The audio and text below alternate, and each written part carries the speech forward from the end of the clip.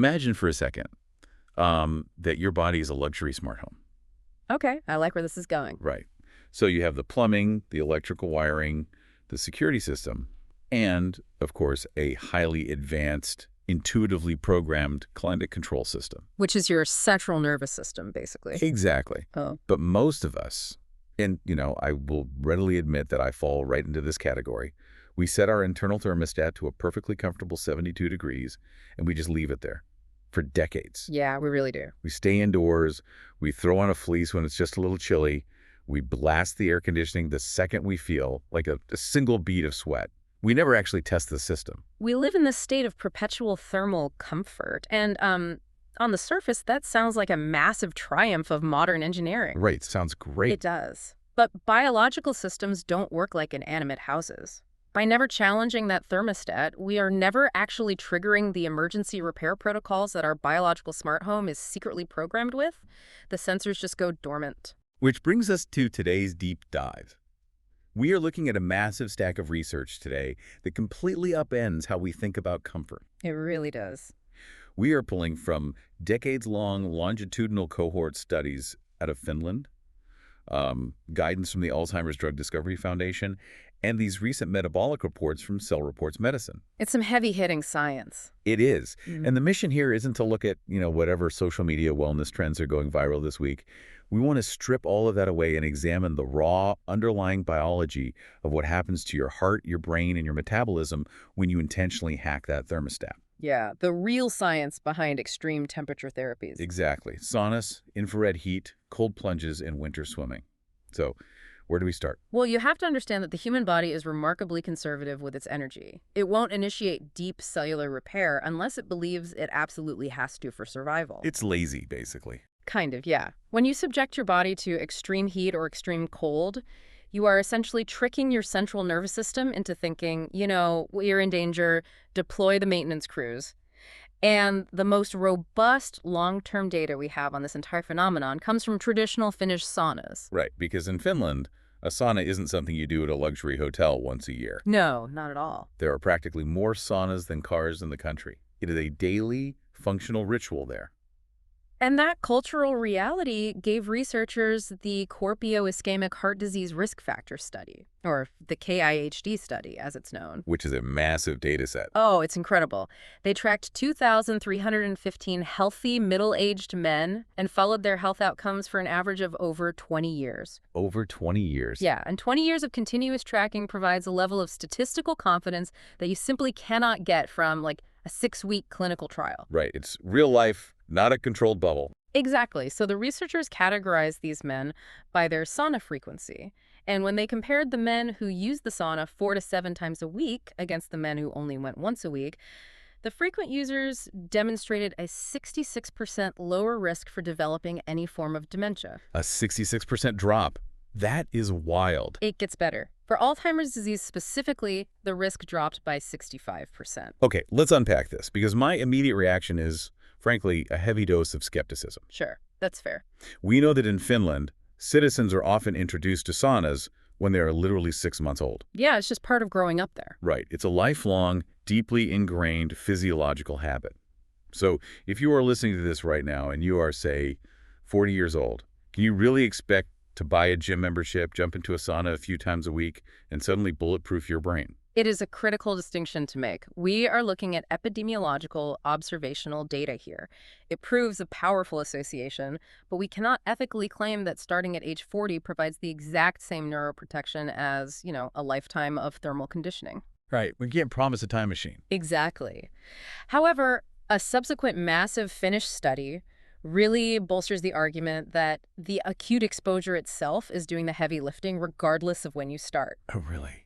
Yeah, this second study followed 13,994 men and women over an astonishing 39 years. Wow. And they found that participants using the sauna 9 to 12 times a month had a 21% lower dementia risk. Okay, but the data also revealed a very specific biological sweet spot, right? Mhm. Like more is not always better when we are talking about thermal stress. Definitely not. The physiology breaks down if you push it too far. The most favorable outcomes in the data were clustered around sessions lasting 5 to 14 minutes at temperatures specifically between 80 and 99 degrees Celsius. Which translates to roughly 176 to 210 degrees Fahrenheit for those of us using that scale. Right, and here's the kicker. When participants pushed the temperature over 100 degrees Celsius, it actually elevated their risk for dementia. Wait, it made it worse. Yes. Because at that point, you transition from triggering a beneficial stress response to literally causing acute heat damage to the tissues. It's a bell curve of benefit. Exactly. And it wasn't just cognitive preservation, by the way. The cardiovascular data from that original Colpio study showed the hazard ratio for sudden cardiac death was 0.37 for the frequent sauna users. Meaning they were 63% less likely to experience sudden cardiac death compared to the once-a-week group. Yeah, it's massive. But to understand why a wooden room produces these dramatic numbers for both the heart and the brain, we have to look past the macro-level statistics. We have to look at the plumbing of the smart home. Right. What is the heat physically forcing your body to do? Because outwardly, I mean, you were sitting perfectly still on a wooden bench doing absolutely nothing. How does that translate to a healthier heart? It revolves around what we call the passive workout effect. Passive workout. Yeah. When you step into a 200-degree room, your body enters a frantic race to dump heat and maintain its core temperature. To do this, your blood vessels undergo extreme vasodilation. They open up. Wide open. They widen significantly to push warm blood from your internal organs out to the surface of your skin so it can be cooled by sweat. But because all those blood vessels just opened up so wide, your blood pressure acutely drops, right? Exactly. And to prevent you from passing out, your heart has to rapidly increase its pumping volume. So your heart rate skyrockets, hitting anywhere from 100 to 150 beats per minute. Wow. So you are demanding the cardiovascular output of a moderate jog, but without the mechanical wear and tear on your joints. Precisely. And crucially, this massive increase in cardiac output forces a surge in cerebral blood flow. Which is huge for the brain. It is. We know that reduced blood flow to the brain is one of the earliest detectable warning signs in people who eventually develop Alzheimer's. So you are literally power washing the vascular system of the brain. That's a great way to picture it. But the mechanical blood flow is just the first phase. The second phase is chemical. Okay, chemical how? This level of heat stress upregulates the production of a protein called BDNF, or brain-derived neurotrophic factor. Oh, BDNF. Mm-hmm. Yeah, when you look at the neuroscience, BDNF acts like a potent fertilizer for your neurons. That's exactly what it is. Yeah. It helps the brain grow new synaptic connections and fortify the ones you already have. But wait, it goes deeper than that, doesn't it? It does. What's fascinating here is what happens deeper inside the cell walls. When your core temperature rises to a certain threshold, the cells realize they are under threat. They trigger an ancient survival mechanism called the heat shock response, which produces a whole family of proteins. And the standout star here is heat shock protein 70, right? Or HSP70. Yes, HST70, think of it as a microscopic, highly aggressive cellular cleanup crew. Okay, here's where it gets really interesting, because the sources offer a brilliant way to visualize this. Oh, I know the analogy you're going to use. It's so good. So Alzheimer's is fundamentally a protein misfolding disorder. Yeah. Your brain cells naturally produce proteins like amyloid beta and tau, which are supposed to have very specific functional 3D shapes. Right, they have a job to do. But over time, they can fold incorrectly, becoming sticky. Yeah. They clump together, clearing up the neurons with plaques and tangles until the cell suffocates and dies. And that's the pathology of the disease. Yeah, so HSP70 acts like the Marie Kondo of your cellular machinery. It really does. It functions as a molecular chaperone. It physically inspects these proteins. Exactly. It looks at a misfolded amyloid beta protein, realizes its shape is wrong-like, it no longer sparks joy or serves a biological function, and it physically tags it for disposal and recycling by the cell's waste management system. It's an incredibly elegant defense mechanism. By triggering the release of HSP70 through heat, you are actively preventing that toxic aggregation before it can destroy the neuron. That is just mind-blowing. Mild hyperthermia directly intercepts the pathological process of neurodegeneration. But we also have to acknowledge reality here. Which is? Not everyone can tolerate sitting in a 200-degree traditional dry sauna, nor does everyone even have access to one. Oh, definitely. Which brings us to the massive rise of infrared saunas, the glowing red boxes you see plastered all over social media. They are everywhere right now. They really are. And according to the data aggregated from Health and Well-Being, infrared saunas operate at a much lower temperature, usually 120 to 140 degrees Fahrenheit. Right, a lot cooler. Because instead of heating the air around you to dangerous levels, they use infrared light waves to penetrate the skin and heat your body's tissues directly. It's much easier to breathe in and, honestly, far easier to tolerate for longer periods. It is, but this is where the science heavily diverges from the wellness marketing. Oh, yeah. Infrared saunas are aggressively sold to the public as profound detoxification pods, cholesterol-curing machines, and effortless weight loss hacks. Let's just bring out the sledgehammer for those claims right now. Please do. Based on the clinical trials, infrared saunas do not meaningfully detoxify your body. Your liver and your kidneys perform 99% of your body's detox work. Sweating is for thermal regulation, not flushing out heavy metals in any clinically significant quantity. Yep. Exactly. Furthermore, published data consistently shows zero change in cholesterol or triglyceride levels from using them. And as for weight loss, the calorie burn from sitting in a 130-degree room is, frankly, a rounding error. It is simply not a weight loss tool. Nope. Having said that, we shouldn't dismiss them entirely. No, there are real benefits. Right. While the studies on infrared saunas are smaller and shorter term than the finished data, the cardiovascular findings are highly promising. In a notable study of heart failure patients, just 14 days of infrared sauna therapy resulted in a 73% drop in premature ventricular contractions. Wait, 14 days, that's it? 2 weeks, yeah. Wow. And a premature ventricular contraction, or a PVC, is essentially a skipped or extra heartbeat that disrupts your normal rhythm. Yes, and these patients went from suffering over 3,000 PVCs a day down to about 848. That is a staggering improvement in cardiac stability from just sitting in a warm, glowing room. It really is. Another 4-week study demonstrated that 87% of heart failure patients reported significant symptom improvement, paired with measurably better blood vessel function and lower systolic blood pressure. So the lower temperatures of infrared still manage to trigger enough vasodilation to provide that vital passive workout benefit to the vascular system. Exactly. You don't need 200 degrees to get the blood flowing. Okay, so if applying intense heat acts as a cellular cleanup crew and a vascular power wash, what happens when we strip the heat away entirely? Flipping the script. Yeah.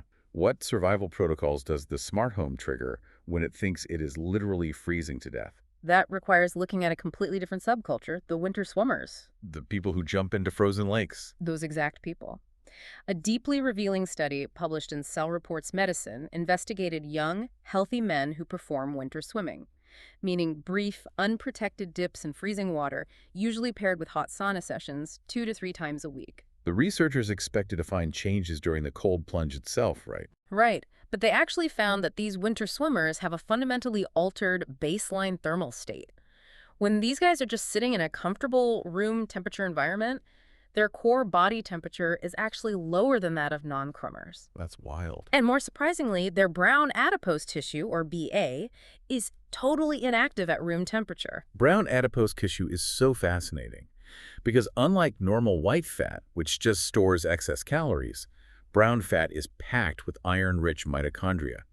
Its sole biological purpose is to burn calories rapidly to generate heat, not motion. Exactly. It's a biological furnace. And in these swimmers, it sits completely dormant at room temperature. But the moment they step into the cold, their biological response is explosive compared to the control group. The skin temperature over their collarbones, which is where adult humans store their brown fat, absolutely skyrockets. Their bodies have adapted to become hyper-efficient biological furnaces, but they only turn the furnace on when there is a genuine thermal threat. And because the researchers tracked these men over a full 24-hour cycle, they captured a metabolic anomaly that no one anticipated. What did they find? Normally, human body temperature and metabolic rate drop to their lowest point in the middle of the night. Right, when you're in deep sleep. But for the winter swimmers, the skin temperature over their brown fat showed a distinct, massive spike between 4:30 and 5:30 in the morning. While they were completely fast asleep in warm beds. They weren't in the cold. Not at all. So does that mean winter swimmers are permanently rewriting their internal biological clocks? Or are they simply burning off a massive amount of calories in their sleep for no reason? If we connect this to the bigger picture, it implies a profound metabolic shift. Their circadian rhythm has integrated this intense capacity for heat production into its daily cycle. It's like their body expects the cold now. Right. It points to winter swimming not just as a temporary shock, but as a long-term mechanism that permanently alters the body's diurnal thermoregulation. They are experiencing a surge of unconscious energy expenditure. And that 4.30 a.m. metabolic furnace requires fuel. It certainly does. The primary fuel for that kind of intense brown fat activity is glucose. Which brings us perfectly to the current massive trend of using cold plunges specifically to control blood sugar. Yes, the biohacking trend. Exactly. The narrative online is that freezing water fixes your metabolism. But the data in our sources is actually highly conflicting. Well, the proposed mechanism for why cold exposure should lower blood sugar is biologically sound. When freezing water hits your skin, it triggers the sympathetic nervous system, your classic fight-or-flight response. Your brain basically panics. Solely panics. To survive, your muscles need immediate energy to violently shiver and produce heat. This recruits something called GLUT4 transporters in your muscle cells. Right, because normally your body needs insulin to act as a physical key to unlock a cell and let glucose inside. But the GLUT4 transporters bypass the need for insulin entirely. They act like an emergency backdoor. They pull glucose directly out of the bloodstream and into the muscle cells for immediate burning. And early research strongly supported this application, didn't it? It did. A 2015 study by Hansen demonstrated that just 10 days of mild cold air exposure improved insulin sensitivity in patients by a remarkable 43%. So you look at that 43% improvement and think, this is incredible. I'm going to jump in a chest freezer full of ice water every single day to permanently hack my metabolism. Which is exactly what people are doing. And that assumption is precisely where the modern biohacking trend runs into a physiological wall. The bombshell study. Yes. A bombshell 2025 study in the Journal of Thermal Biology tested that exact daily protocol. They had highly motivated, healthy adults take 10-minute dips in 14 degrees Celsius water, about 57 degrees Fahrenheit, every single day for 16 straight days. And the result? The daily plunging actually worsened their glucose tolerance and decreased their insulin sensitivity. So what does this all mean? Are these highly motivated wellness enthusiasts accidentally pushing themselves toward prediabetes by refusing to take a day off from the ice bath? It all comes down to how the body processes chronic stress. Cold exposure is a massive stressor. It tells the body you are in a life-threatening environment. This triggers the release of cortisol. The stress hormone. Right. And cortisol's primary job is to mobilize sugar into your bloodstream so you have the energy to fight or flee. If you do this every single day without adequate recovery, you maintain chronically elevated cortisol. Your body is constantly dumping sugar into the blood. Exactly, which eventually blunts your insulin response entirely. You are constantly pulling the fire alarm, and eventually the cells just stop listening. That's a perfect way to put it. The American Medical Association sources highlight this exact problem with athletic recovery, too. Plunging into ice water immediately after a heavy lifting session blunts the body's ability to build new muscle. Because you need that acute inflammation to build muscle. Right. You can actually measure this by looking at lowered creatine kinase levels. You are essentially freezing the natural required inflammation response that your muscle fibers desperately need in order to rebuild stronger. You are short-circuiting the very adaptation you are trying to achieve. Okay, so having explored the extreme physiological reactions to both fire and ice, we need to synthesize this. How do you actually integrate this into your life without accidentally causing a cardiac event or wrecking your metabolism? We definitely need some ground rules. Let's start with the cold protocols. Okay. The absolute first rule of cold exposure is that you must program recovery days.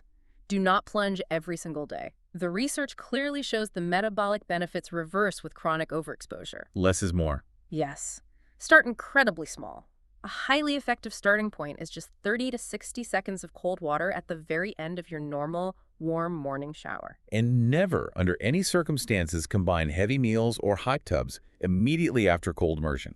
Think about the plumbing again. Right, the blood flow. Your body is trying to manage extreme blood flow changes, pulling blood to the core or pushing it to the skin.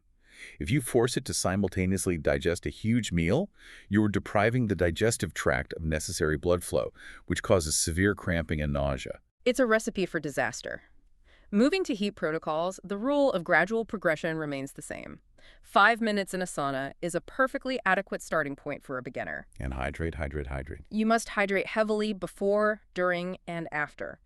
The primary acute risk in a sauna is simply dehydration, leading to a sudden drop in blood pressure, causing you to faint and injure yourself. The sources also contain some incredibly important, albeit quirky, medical warnings regarding heat. The medication patches. Yes. Yeah. If you wear any kind of skin patch medication, whether that is nicotine patch, a hormone patch, or a pain medication patch, sauna heat is incredibly dangerous. Because of the vasodilation. Exactly. Because the heat causes extreme vasodilation at the surface of your skin, the blood vessels right under that patch open up massively. This drastically increases the absorption rate. It can potentially dump a massive, dangerous dose of the medication into your bloodstream all at once. That is such an important safety note. We also see warnings regarding the chronic, obsessive use of infrared saunas. Consistent, intense exposure to that targeted infrared radiation can cause something called erythema ab igni. Which is commonly known as toasted skin syndrome. Yeah, toasted skin syndrome. The radiation essentially slow cooks the superficial tissues, causing chronic damage to the blood vessels that presents as a permanent net-like red rash on the skin. Wow, permanent. It can be if you don't stop. And we cannot skip the cardiovascular warnings for the cold either. If you have an underlying cardiac arrhythmia, the shock of cold plunging can lower the threshold for triggering an event. This is a massive shock to the system. Furthermore, if you have uncontrolled high blood pressure or vascular disease where your arteries are already narrowed by plaque, cold water is highly dangerous. The extreme vasoconstriction, where your blood vessels violently clamp down to preserve heat, massively spikes your blood pressure and can restrict blood flow to critical organs. Always consult a physician first. Always. But this raises an important question for the listener who is incredibly busy. If someone simply does not have the time or money for a $6,000 home sauna or daily contrast therapy, what is the most scientifically sound, budget-friendly starting point? This raises an important question about how we contextualize these therapies overall. They are powerful adjuncts, they are bonuses, but they are not replacements for the foundational pillars of human health. Right. You cannot outplunge a highly processed diet, and you cannot outsauna a sedentary lifestyle. If you want the most budget-friendly, scientifically sound starting point for a busy life, skip the $6,000 infrared pod. Save your money. Exactly. Go for a brisk 20-minute walk and follow it with a 30-second cold shower. You get the cardiovascular engagement, the blood flow, and a brief, manageable stress response to train your nervous system, all for free. I love that approach. So to recap our deep dive today, extreme temperatures offer incredible biological triggers, from HSP70 acting as the Marie Kondo of your brain cells, clearing out the misfolded proteins, to the passive cardiovascular power washing of the sauna. And the deep metabolic wake-up call of the winter swimmer's brown fat. Exactly, but none of these are magical detox machines or weight loss shortcuts. They demand consistency, moderation, and above all, respect for how your body processes stress. You are intentionally applying a stressor to force a biological adaptation. The magic, the actual structural repair of the smart home, happens during the restful recovery from that stress, not during the stress itself. Which brings us to a final provocative thought to leave you with. We noted earlier that in the Finnish studies, citizens are exposed to profound thermal stress starting at just 6 months old. Right, it's just a part of their culture. It's a lifelong structural conditioning process that forces their bodies to constantly adapt. It fundamentally shapes their vascular elasticity and their cellular resilience from the ground up. Right. So if building lifelong biological resilience literally requires our cells to regularly experience and adapt to thermal stress, are we doing ourselves and our children a massive physiological disservice by spending 99% of our lives inside perfectly climate-controlled 72-degree environments? We have spent the last century engineering every ounce of thermal discomfort out of our daily lives. We really have. And in doing so, we may have put our deepest cellular repair mechanisms to sleep. Maybe it is time to start messing with the thermostat. Until next time, stay curious.